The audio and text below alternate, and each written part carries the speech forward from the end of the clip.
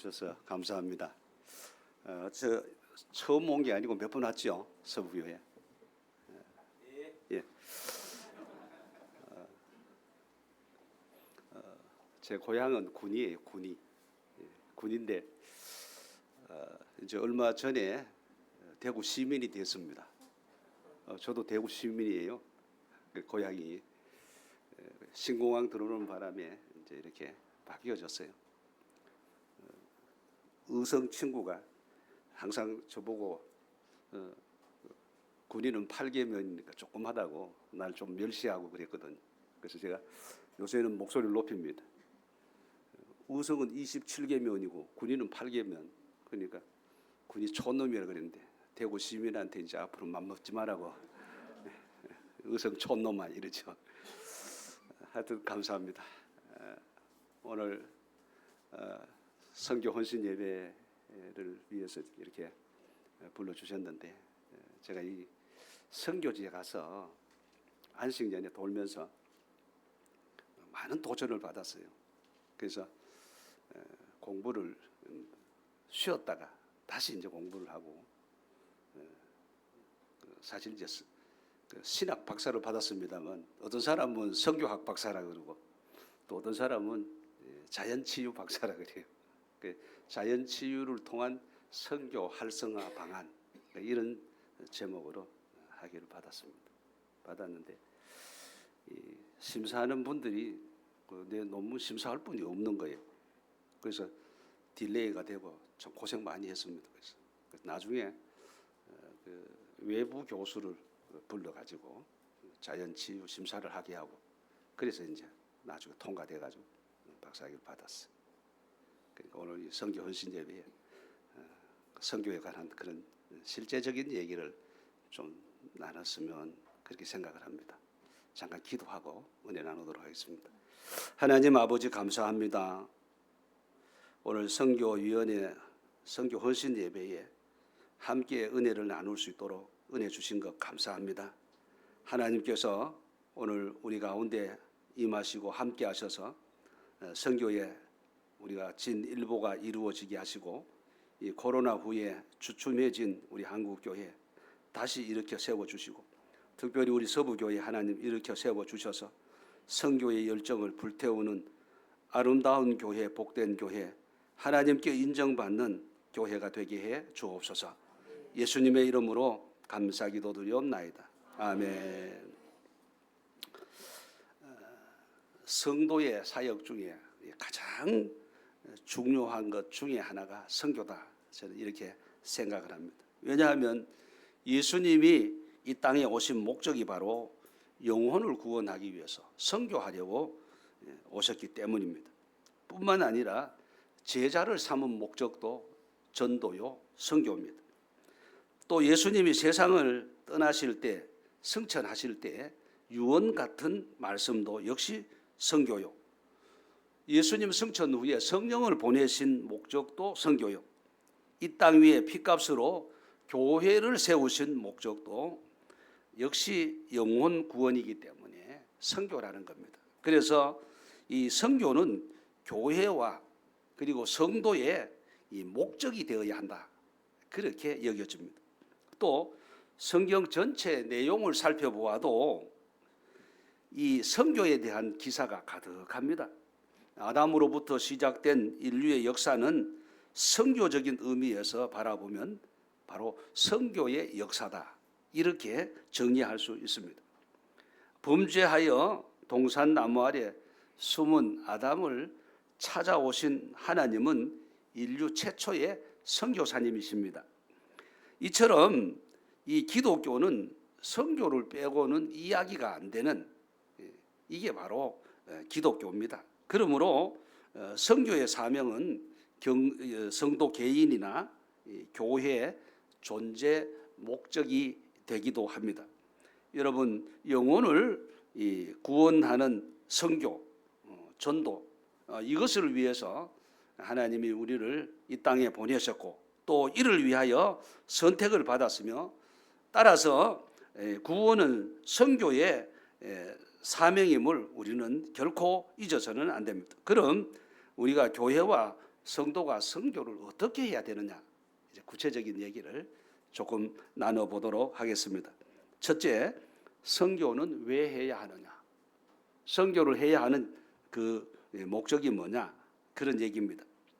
이 성도와 선교가 교회가 선교를 해야 할 분명한 이유를 알고 그래야 우리가 선교가 흔들리지 않습니다. 제가 선교지 6개월 동안 동남아를 돌면서요, 가장 가슴 아픈 게 그게요.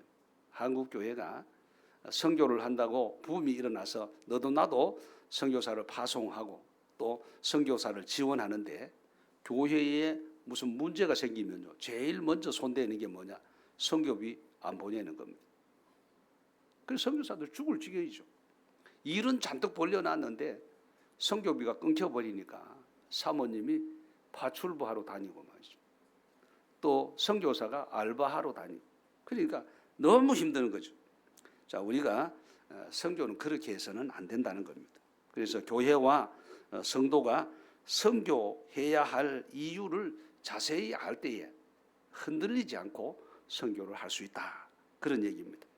그 선교에 그 해야 할 이유가 뭐냐? 첫째는 선교는 하나님의 소원이다. 하나님이 선교하기를 원하시는 겁니다. 베드로후서 3장 9절에 보면 주의 약속은 어떤 이들이 더디다고 생각하는 것 같이 더딘 것이 아니라 오직 주께서는 너희를 대하여 오래 참으사 아무도 멸망하지 아니하고 다 회개하기에 이르기를 원하시느니라. 그렇게 말했습니다. 하나님은 인류가 멸망하는 것을 절대로 원치 않습니다. 아버지의 뜻은 모든 사람이 구원받는 것을 원하신다. 이렇게 말했습니다. 사도 바울도 디모데전서 2장 4절에 보면은 이같이 말씀합니다. 하나님은 모든 사람이 구원을 받으며 진리를 아는 데 이르기를 원하시느니라. 그랬습니다. 그러니까 한 사람도 이 나고자 없이 모든 사람이 구원받는 데 이르기를 원하신다. 이게 아버지 뜻이에요. 그러니까 아버지는 선교를 원하시는 겁니다. 자녀로서 아버지의 소원을 이루어 드리기 위해서 우리는 더욱 힘써야 한다. 이런 말씀입니다. 그렇습니다. 선교의 시작은 가까운 곳부터 먼 곳으로 확대해 나가는 겁니다. 그러나 선교는 영적인 전투이므로 가까운 데만 전쟁이 일어나는 것이 아니고 전면전이 일어날 수 있어요. 그래서 우리는 동시다발적으로 선교에 임해야 된다는 겁니다. 그래서 선교와 전도는 같은 범주 안에 있는 것입니다. 그래서 가까운 곳에 이웃에 국내에 복음을 전하면 우리가 통상적으로 전도라고 말하고 외국에 또 이방의 국경을 넘어서 복음을 전하면 우리가 선교라고 말하게 되는 겁니다. 그렇습니다. 그러므로 이 용어 때문에 선교냐 전도냐 이것 때문에 우리가 헷갈려서는 안 된다는 거죠. 어떤 분들은 국내 전도하고 말지 뭐 선교까지 하느냐 이런 분들인데 그렇지 않다는 겁니다. 그렇습니다. 서부 가족 여러분은 하나님의 소원인 선교에 적극적으로 참여하는 여러분이 되시기를 주의 이름으로 축복합니다.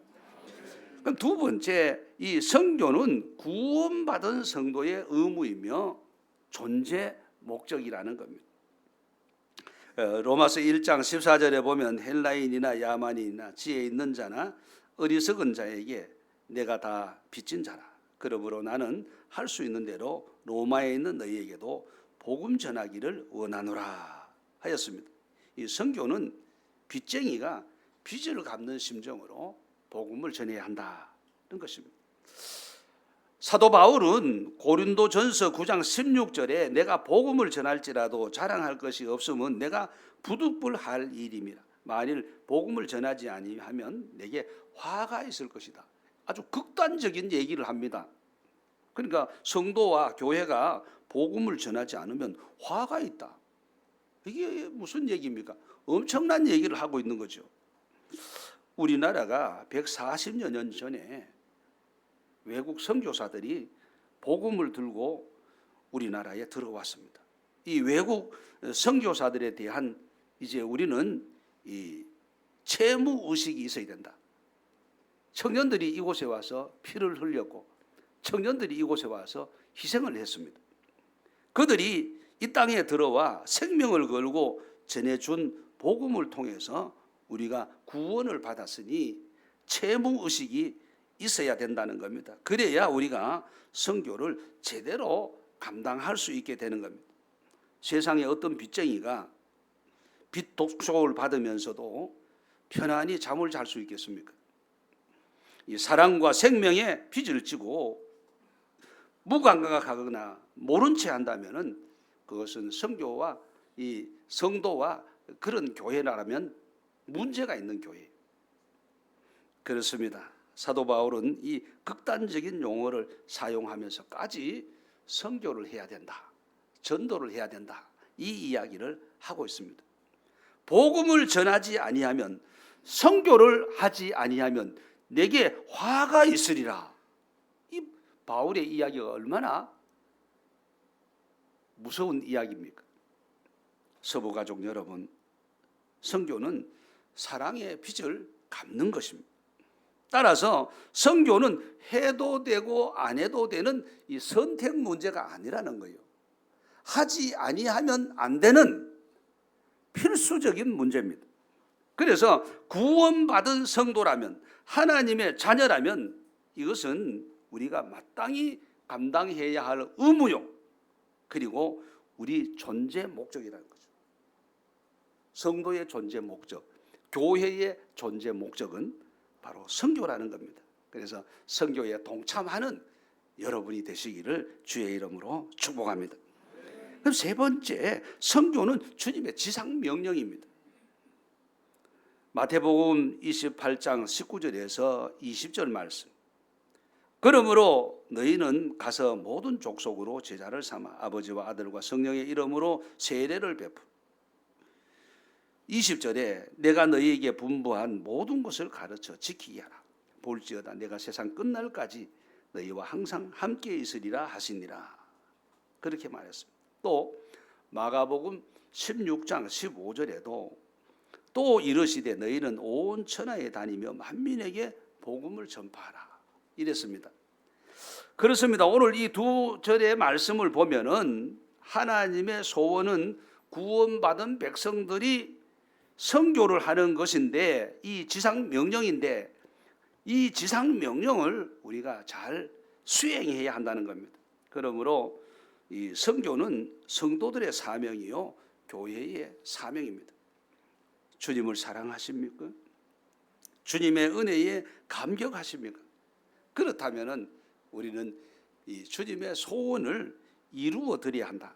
주님의 지상 명령을 꼭 지켜야 된다는 겁니다. 그게 바로 선교라는 겁니다. 그래서 선교는 아니할 수 없는, 꼭 해야만 되는 그런 중요한 문제입니다. 그래서 우리 서부가족 여러분은 오늘 헌신 예배를 드림으로 인하여 그동안 선교에 참여하지 못하셨던 분들도 모두 동참하는, 그리고 또 선교를 하고 있는 분들도 계속하여 선교에 힘쓰는 여러분이 되시기를 주의 이름으로 축복합니다. 자, 그 다음에 두 번째로, 그럼 선교의 대상은 누구냐? 누구를 대상으로 해서 선교를 해야 하느냐? 그런 문제입니다. 마가복음 16장 15절에 보면 또 이르시되 너희는 온 천하에 다니며 만민에게 복음을 전파하라. 그렇습니다. 온 천하에 만민에게 복음을 전해진다. 만민이 바로 선교의 대상입니다. 마태복음 28장 19절에는 그러므로 너희는 가서 모든 민족을 제자로 삼아 아버지와 아들과 성령의 이름으로 세례를 베풀고. 그렇습니다. 온 천하 만민, 모든 족속, 모든 민족, 이것이 선교의 대상이라는 겁니다. 그렇습니다. 온 천하 모든 족속은 우리의 선교 대상이요, 모든 민족은 우리의 선교 대상입니다. 믿음의 선배들은요, 찬송가 507장을 즐겨 부르면서 선교의 사명을 불태웠습니다. 저 북방 얼음산과 대양, 또 대양 산호섬, 저 남방 모든 나라 수많은 백성들, 큰 죄악 범한 민족 다 구원 얻으려 참빛을 받은 우리 곧 오라 부른다. 이러면서 5대양 6대주를 누비면서 복음을 전해야 된다. 이렇게 노래를 부르고 또 선교를 했습니다. 서부가족 여러분, 선교의 대상이 누굽니까? 이 지구촌이 바로 우리의 선교의 대상이다. 오늘 여러분 손 들고 제창하는 것처럼 서부교회의 교구다. 주빈글리가 여기 온 것 같아요. 주빈글리가 그런 얘기했거든요. 주빈글리가 세계는 나의 교구다 이랬거든요. 자, 얼마나 멋있습니까? 이 이야기는 우리가 선교의 깃발을 지구촌 모든 민족에게 꽂아야 한다. 자, 이런 얘기를 하고 있는 것입니다. 그렇습니다. 이제 우리는 복음의 기초가 되어야 합니다. 교회와 성도가 복음의 씨앗을 뿌려 온 지구촌에 예수 그리스도의 향기를 날리는 그날이 오게 해야 한다는 것입니다. 어떤 사람은 경제적인 이유로 코로나로 인해서 지금 많이 힘들고 어렵다. 그래서 교회가 좀 안정이 되거든 그때 선교하자. 자, 이런 생각을 혹 가지는 분들이 있을 수 있습니다. 교회가 먼저지 이런 생각할 수가 있습니다. 그런데요, 지구촌에 선교를 가장 많이 한 나라가 어디냐? 미국입니다. 미국이 세계 선교를 시작할 때에 언제부터 했느냐? 국민 소득이 1,000불일 때, 1,000불밖에 안 될 때에 선교를 시작했어요. 그런데 우리나라 지난해에 그 국민 1인당 소득이 얼마냐? 33,745달러라. 이렇게 2024년 3월 5일자 한국경영자 신문에 이렇게 보도를 했어요. 그러니까 33,745달러인데 미국은 1,000불일 때 했는데 그 몇 배입니까? 34배. 대충 잡아도 34배예요. 그러니까 그건 선교 안 하겠다는 핑계나 마찬가지예요. 그렇습니다. 사정이 어려워서 선교를 못하는 것이 아니고 우리가 선교에 대한 감각이 무덤덤해진 겁니다. 코로나 지나면서 우리의 감각을 잃어버린 거예요. 그래서 지금 선교를 잘 못하는 겁니다. 지금 선교사들이 한국에 많이 들어와 있습니다. 왜 들어왔느냐? 코로나 지나면서요, 한국교회가 선교하다가 그냥 다 선교로 끄는 거예요. 그러니까 지금 많이 들어와 있어요. 자, 선교사들이 다시 나가서 선교 활동할 수 있도록 우리는 힘써야 한다. 그러니까 바라기는 선교 헌신 예배를 통해서 주님의 지상 명령을 받들어 세계는 우리의 선교 대상이다.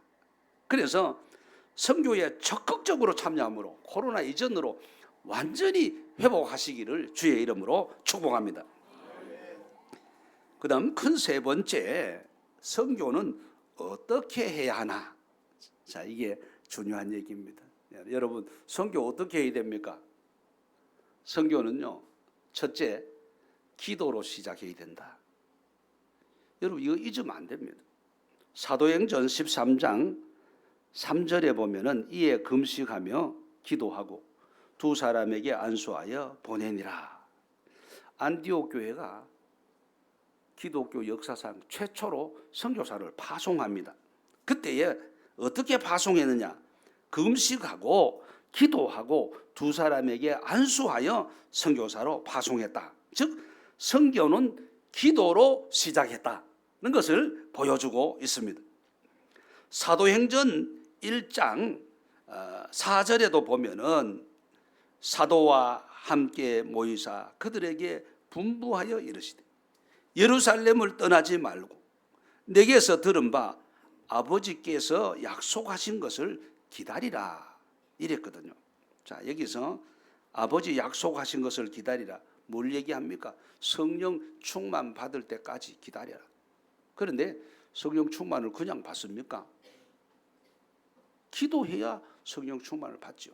그래서 그냥 기다리는 것이 아니고 기도하며 때를 기다리라, 그런 얘기거든요. 여러분, 선교를 위해서 금식해 본 적이 있습니까? 선교를 위해서 밤새워 기도해 본 적이 있습니까? 우리는 자녀들 진학을 위해서는 며칠씩 금식하고, 자녀들 장래를 위해서 철야하고, 우리는 기도에 힘쓰지만 주님의 소원을 이루기 위한, 선교를 위한 기도는 좀 등하지 않았던가, 그런 생각을 우리가 해보게 됩니다. 그렇습니다.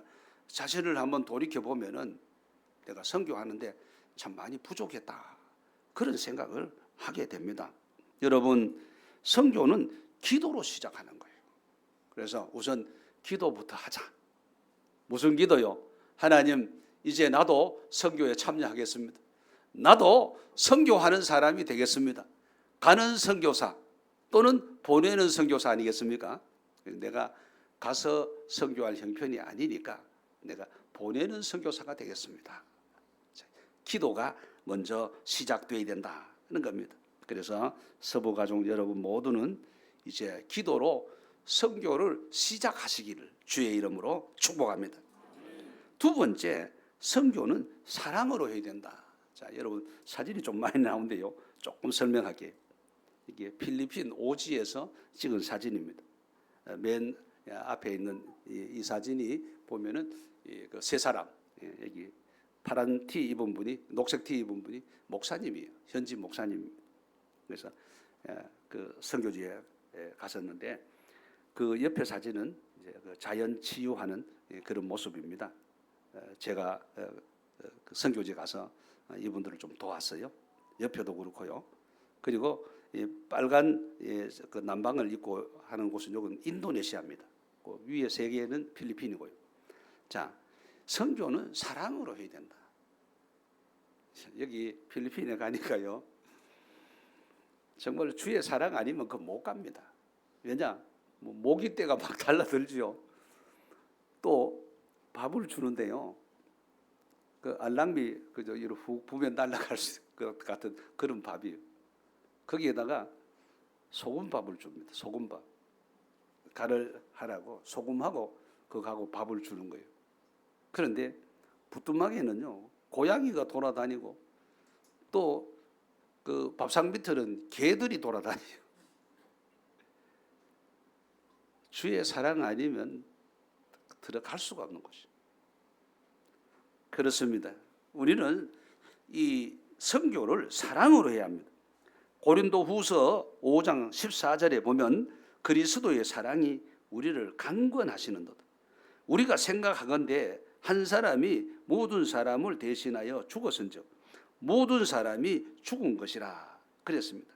이 강권하시는 그리스도의 사랑으로 선교를 해야 한다는 것입니다. 그렇습니다. 주님께서는 베드로에게 3번이나 똑같은 질문을 합니다. 네가 나를 사랑하느냐? 네가 나를 사랑하느냐? 그렇습니다.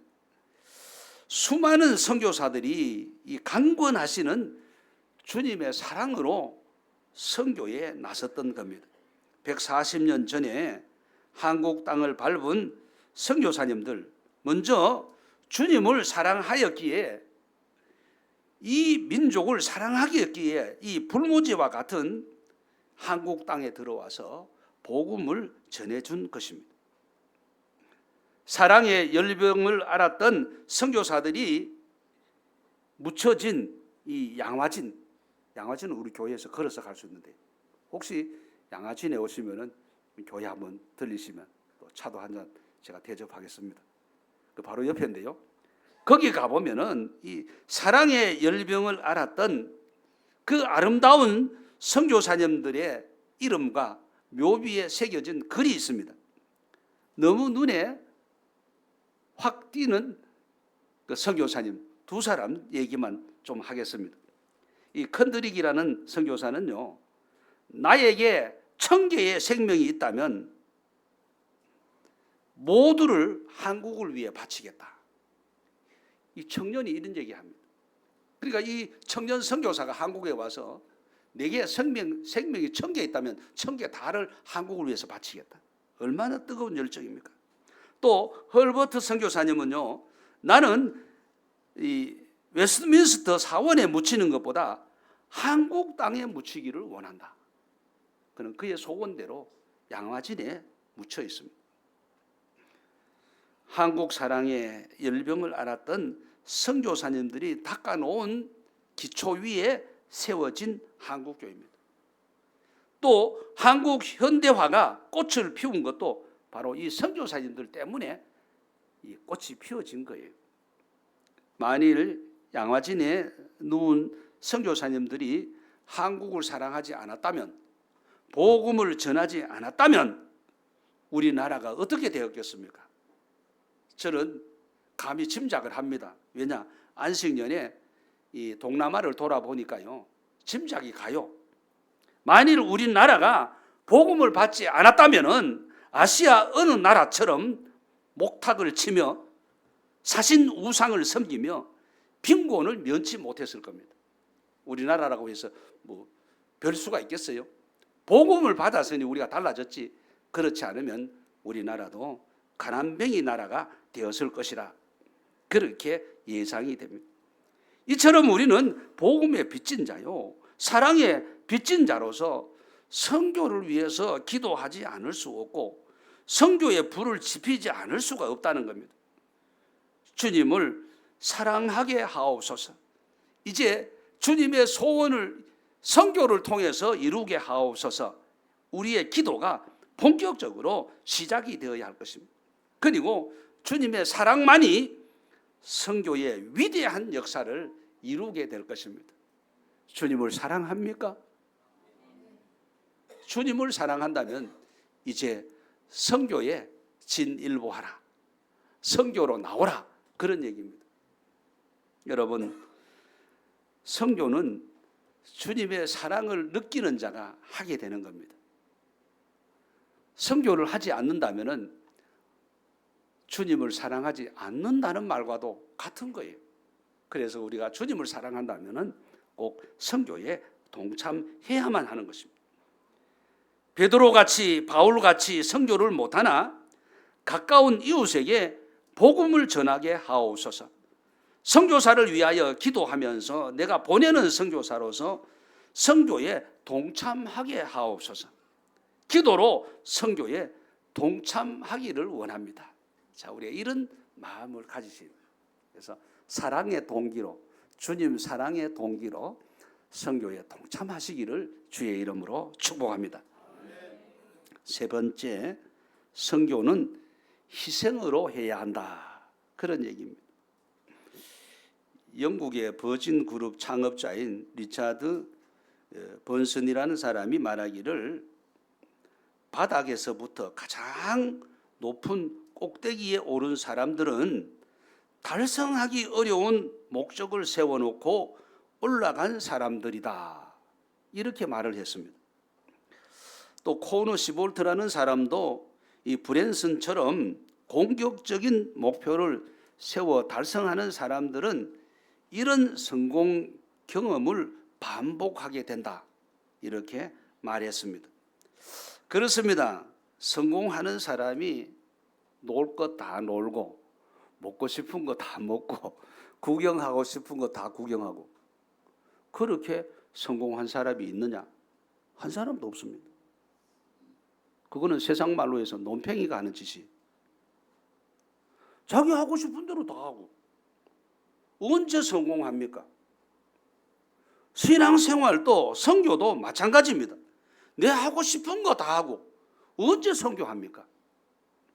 언제 신앙생활해요?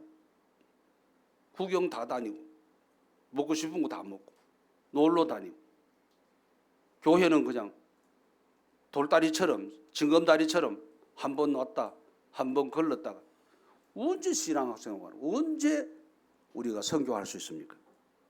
선교는 자기 희생이 따라야 된다. 자기 희생이. 자기 희생 없이는 신앙도 선교도 다 무너지는 겁니다. 선교는 말로 하는 게 아닙니다. 자기 희생으로 하는 겁니다. 찬송가 507장 가사는 정말 우리의 가슴을 뭉클하게 합니다. 온몸과 재산 들여 이 복음 전하자, 이러거든요. 야, 이거 엄청난 얘기 아닙니까? 아무 생각 없이 불렀다면은 뜻을 한번 새기면서 불러보자는 겁니다. 온 몸과 온 재산 들여서 이 복음을 전하자. 선교에 불타지 않는 사람은 감히 이 노래를, 이 신령한 노래를 부를 수가 없는 겁니다. 우리는 이 찬송을 참으로 좋아하며 실천했던 앞서간 선배들의 신앙을 꼭 본받아야 할 것입니다.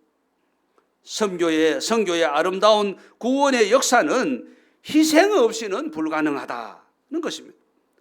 세계 선교의 문을 열기 위하여 안디옥 교회는 바울과 바나바를 안수하여 선교사로 보냅니다. 그리고 뒤따라가는 게 뭡니까? 연보를 드림으로 헌신으로 도왔다, 그런 얘기예요. 주님은 오늘 또 우리를 향하여 바울과 바나바를 따로 세우라고 명령합니다. 그리고 힘껏 연보하여 도우라고 명령하시는 거예요. 그렇습니다. 선교는 말로만 되는 게 아니에요. 선교는 반드시 헌신이 따라야 합니다. 요즘 음식값 많이 올랐죠. 전심 한 끼 먹으려 해도 10,000원 안 주고는 먹기 어려워요. 10,000원 이하도 있기는 있는데 영 시원찮아. 시원찮아. 그래도 10,000원 이상 줘야 그래도 밥 한 끼 해결할 수 있어요. 여러분, 밥 한 끼 참으면 나도 선교에 동참할 수 있어요. 그렇습니다. 우리가 그동안 등한히 하였는데 내가 밥 한 끼 외식할 것 참고 나도 이제 당장 오는 주일부터 선교에 참여한다. 예. 자, 그래서 선교가 시작되는 거예요. 그렇습니다. 선교는 희생 없이 되지 않습니다. 선교를 위하여 기도하고, 선교를 위하여 물질로 봉사하고, 선교를 위하여 좌우간 나도 무엇인가 이제 참여해야 되겠다. 자, 이런 생각을 갖는 겁니다. 그래서 이 헌신 예배가 소중한 거예요. 그렇습니다. 바라기는 선교를 위하여 희생하는 우리 서부 가족 여러분 모두가 되시기를 주의 이름으로 축복합니다. 마지막 큰 네 번째입니다. 여기서는 선교하는 이 교회와 가정의 복음 무엇인가, 즉 선교하는 성도와 교회에 주시는 복음 무엇인가, 여기에 대한 이야기를 하려고 합니다. 그렇습니다. 하나님은 하나님의 일을 하는 자에게 결코 외면하지 않습니다. 선교하는 가정과 교회에 하나님께서는 하나님이 하실 일을 하시는 겁니다. 할렐루야. 다시 말해서 선교하는 교회는 부흥하는 교회입니다. 할렐루야. 우리가 선교하면 하나님이 교회를 부흥케 하시는 거예요. 이게 하나님의 원리입니다. 또 선교하는 가정은요, 번창하게 하는 겁니다. 그래서 우리는 선교에 힘을 쏟아야 된다는 겁니다. 자, 첫째, 이 전능하신 하나님이 가정과 산업에 함께하여 복을 주십니다. 자, 이 사진 보면은요, 그 오른쪽에는 결혼식이에요. 결혼식. 이 필리핀 결혼식인데 오지에 가니까요, 이야, 이 가난한 나라인데도요, 결혼식은요 엄청 큰 잔치예요. 일주일간 그 잔치를 해요. 그러니까 빚을 내 가지고 잔치를 해요. 그 동네 사람 다 퍼먹이는 거예요. 또 그러면서요, 외국인이 와가지고 축사를 하면은요, 그 가정이 잘 된다는 거예요. 이거 뭐 미신인지 모르겠는데, 자관 가니까 제가 갔더니 와서 축사하래요. 그래서 제가 축사했습니다. 자, 가정이 복을 받는다. 그 옆에는 지금 사업하는 분들인데요, 이분들은 모여서 진지하게 어떻게 하면 사업이 잘 되겠느냐, 그걸 지금 의논하고 있습니다. 여러분, 선교하면 사업이 잘 됩니다. 할렐루야. 그래서 이 사업하는 분들은요, 그런 생각을 좀 가지면 좋아요. 내가 사업에서 뭐 0.1%라도 내가 선교 헌금하겠다. 뭐 또 믿음이 있는 분은 내 사업의 이익금의 1%를 하겠다. 뭐 이런 그 생각을 가지는 게 아주 좋습니다. 하나님이 분명히 역사하실 겁니다. 그렇습니다. 사업과 직장에 하나님께서 복을 주신다. 그런 얘기입니다. 마가복음 16장 20절에 보니까 제자들이 나아가 두루 전파할새 주께서 함께 역사하사 그 따르는 표적으로 말씀을 확실히 증언하니라. 이렇게 말했습니다. 주님은 선교하는 자들과 함께 역사하십니다. 마태복음 28장 19절에서 20절에 그러므로 너희는 가서 모든 족속으로 제자를 삼아 아버지와 아들과 성령의 이름으로 세례를 베풀고 내가 너희에게 분부한 모든 것을 가르쳐 지키게 하라. 볼지어다 내가 세상 끝날까지 너희와 항상 함께 있으리라 하시니라. 그렇습니다. 자, 여러분 주님과 함께 동행하면은 어떻겠습니까? 이거는 뭐 대단한 거지요. 여러분 대통령과 함께 동행한다. 그러면 그 사람은 보통 사람 아니에요. 대구시장과 함께 동행한다. 그 보통 사람 아닙니다. 그런데 만왕의 왕이신 주님이 동행하신다. 이건 대단한 거예요. 대단한 겁니다. 주님이 누구와 동행하시느냐? 선교하는 사람과 동행한다. 그렇게 말씀하셨어요. 그래서 선교하는 교회, 선교하는 가정, 하나님의 은혜와 축복이 넘칠 줄로 믿습니다. 그리고 여러 가지 면에서 권능을 주신다는 겁니다. 그렇습니다. 비둘기 같은 성령이 임하는 사진이에요. 그리고 이 옆에는 필리핀 그래서 찍은 사진인데 여기 다 원주민들과 함께 예배를 드리고 그날 기념 촬영을 한 부분입니다. 자, 하나님은 선교할 때에 감당할 수 있는 능력을 주신다. 능력이 하나님이십니다. 마가복음 16장 18절에 보니까 뱀을 집어 올리며 무슨 독을 마실지라도 해를 받지 아니하며 병든 사람에게 손을 얹은 즉 나으리라 하시더라. 그랬습니다. 하나님은 선교하는 자들에게 권능을 주십니다. 저는 이 6개월 선교지를 돌면서 그걸 너무 많이 느꼈어요. 제가 그렇게 그때만 해도 뭐 그렇게 익숙하지를 못했어요.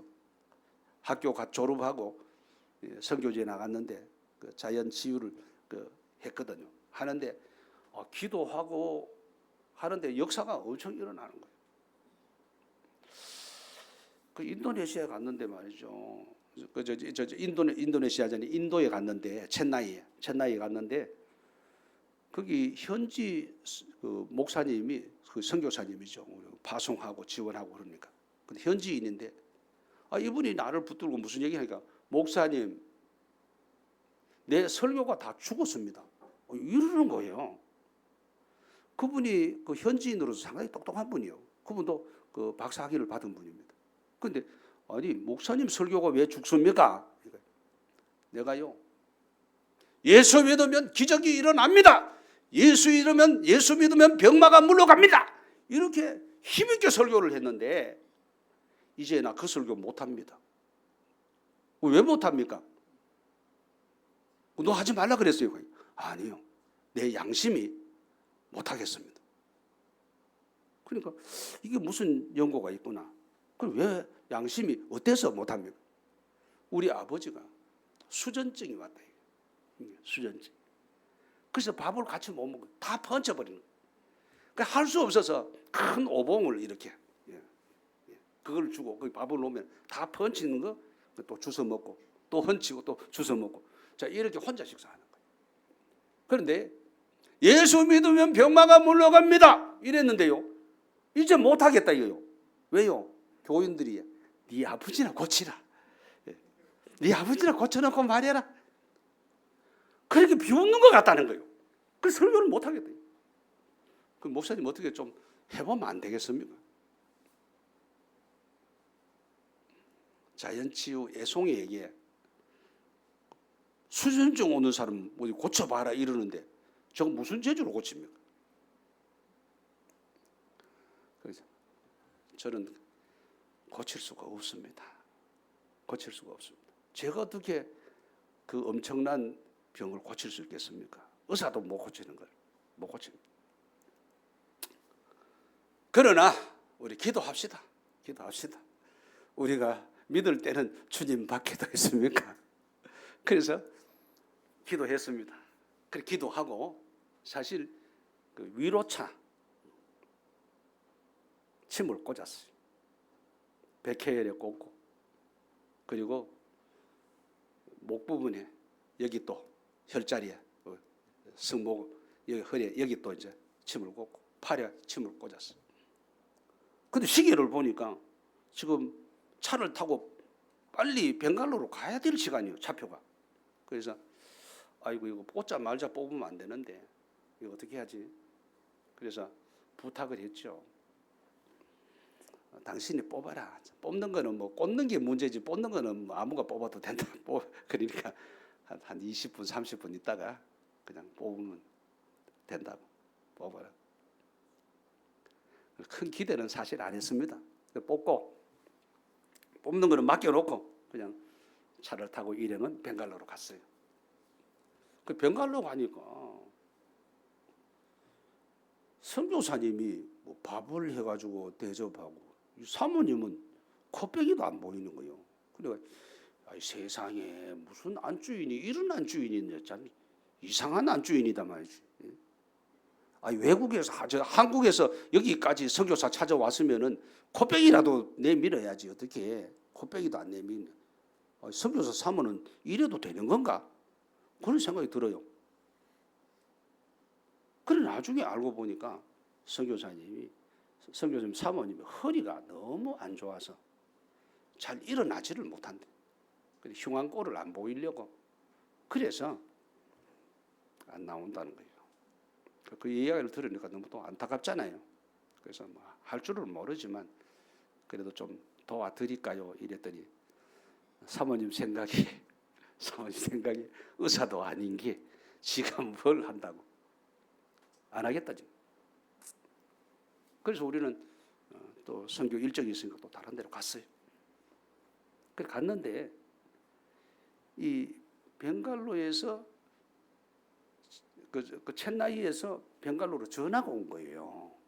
그 현지 목사님 지금 어디 계시냐고 이 소식을 전해야 된다고. 이 기쁜 소식이라고. 그럼 뭐냐 하니까 우리 아버지 수전증이 나았다 이거요. 내 설교가 살아났다는 겁니다. 할렐루야. 야 이런 역사가 어디 있어요? 이 선교지에서만 있을 수 있는 이야기. 그러니까 사모님이 귀가 바짝 열린 거죠. 아이고 나도 나을 수 있었는데 이 목사님 어디로 갔느냐. 그래서 막 찾아 나서는 거예요. 그리고 우리는 돌고 돌아서 이제는 선교를 마치고 돌아가는 열차를 탔습니다. 근데 열차가 좀 기다리고 있어요. 그러니까 열차간에서는 어떻게 안 됩니까? 뭐 안 될 거는 없죠. 그러면 시간 되면 오세요. 그래 사모님이 그 열차에 오신 거예요. 그 열차에 왔는데 부끄러운 줄도 모르고 그냥 옷 훌훌 까고 그냥 침을 한 대 놓은 거예요. 그리고 우리는 또 시간이 되니까 또 와버렸어요. 그런데요, 우리가 첸나이에 오기 전에 사모님이 전화를 한 거예요. 이야, 뭐 이런 일이 있느냐? 내 허리가 가벼워졌다. 할렐루야. 괜찮다 이거요. 흔들어 봐도 괜찮고 굽부려 봐도 괜찮고 괜찮아졌다. 여러분, 하나님이 역사하십니다. 하나님이 하시는 일이 그렇습니다. 하나님이 권능을 주신다. 우리가 주의 일을 할 때에 하나님이 책임지시는 겁니다. 할렐루야. 그래서 우리는 하나님의 권능을 믿고 일하라. 우리는 하나님께 모든 걸 맡기고 내가 할 수 있는 모든 일을 다 할 때 역사는 하나님이 하실 줄 믿습니다. 그리고 세 번째, 우리의 필요한 모든 것을 넘치도록 채워주신다는 겁니다. 빌립보서 3장 19절에 보면 나의 하나님이 그리스도 예수 안에서 영광 가운데 풍성한 대로 너희 모든 쓸 것을 채우시리라 이렇게 말했습니다. 그렇습니다. 선교에 여념이 없는 이 빌립보 교회에 이런 엄청난 축복을 주신 겁니다. 너희 모든 쓸 것을 넘치도록 채우시리라. 이거 얼마나 좋습니까? 여러분, 내가 써야 할 모든 것을 넘치도록 하나님이 채워주신다는 겁니다. 언제요? 선교할 때. 언제요? 주의 일할 때. 언제요? 교회 건축할 때. 이걸 여러분이 잊으면 안 되는 겁니다. 여러분, 교회 건축은 사실 이게 참 그렇지 않습니까? 내 평생에 한 번 기회가 올까 말까 한 기회예요. 그런데 이 기회를 여러분 놓치면 안 돼요. 지나가잖아요. 교회 다 짓고 난 다음에 뭐 건축한 겁니까? 무슨 큰 의미가 있겠어요? 지금 한창 힘들게 올라갈 때 내가 그야말로 조금이라도 보태야 되겠다. 좀 아껴 쓰고 보태야 되겠다. 그럴 때에 그 의미가 있는 거죠. 이게 선교 센터거든요. 센터가 잘 돼야죠. 그래서 우리가 선교에 활력을 불어넣게 되는 것 아니겠습니까? 그래서 하나님이 넘치도록 채워주신다는데 이걸 우리가 놓칠 수 있습니까? 내 눈앞에 그게 보이는데 그걸 여러분 놓칠 수 없지 않겠습니까? 그래서 여러분이 선교에 열심을 다하고 선교 센터를 든든히 세우는 이 일에 나도 참여한다. 나도 참여한다. 그래서 그야말로 이제 우리는 이 일을 잘 감당함으로 하나님이 채워주시는 그 은혜를 내가 받아야 되는 거예요. 저는 교회에서 그런 얘기 가끔 합니다. 부부간이라도요, 복은 내가 받아야 좋은 거예요. 예. 부자지간이라도요, 뭐 자식 잘 되라고 빈말하지 마세요. 자식과 부모 관계라도요, 내가 잘 되는 게 좋은 거예요. 어쨌든 내가 잘 돼야 좋은 거란 말이에요. 그 다음에 자식이고 그 다음에 부모 형제지. 아니, 내가 그냥 다 그냥 잘못돼 가지고 깡통 들고 다닌다면 그게 무슨 복이겠습니까? 아니거든요. 그래서 복은 내가 받아야죠. 그 말은 뭡니까?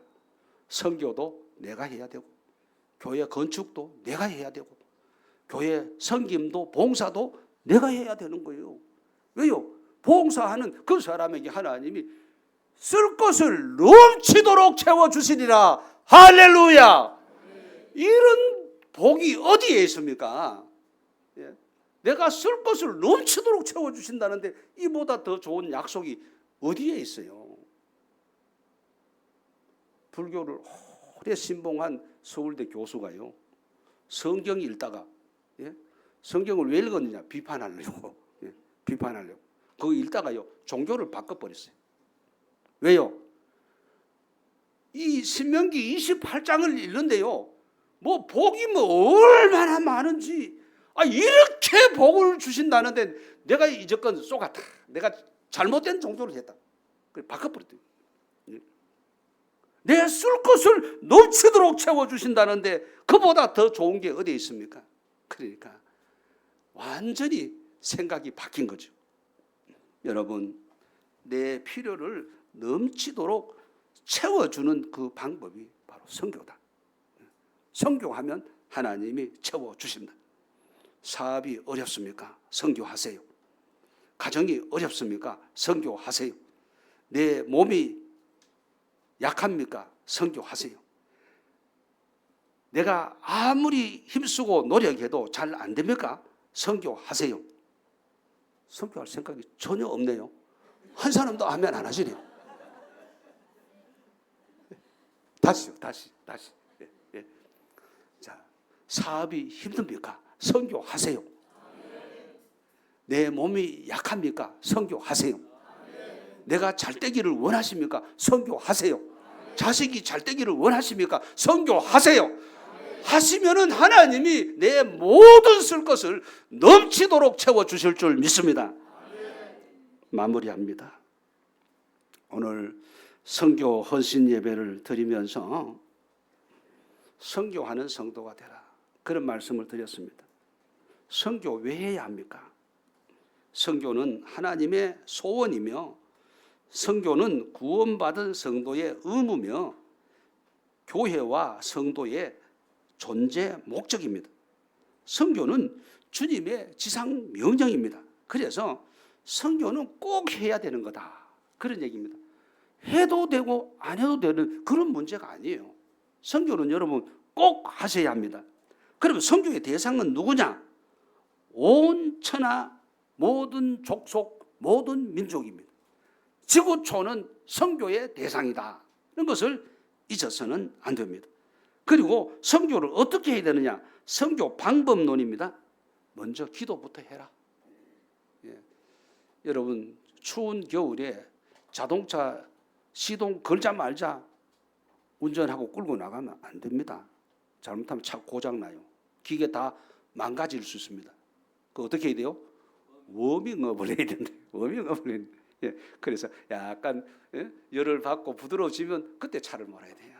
예. 그게 바로 모범 운전수입니다. 예. 초보자는 그냥 시동만 걸리면 가는 줄 아는데 그거 아니에요. 그거 아니거든요.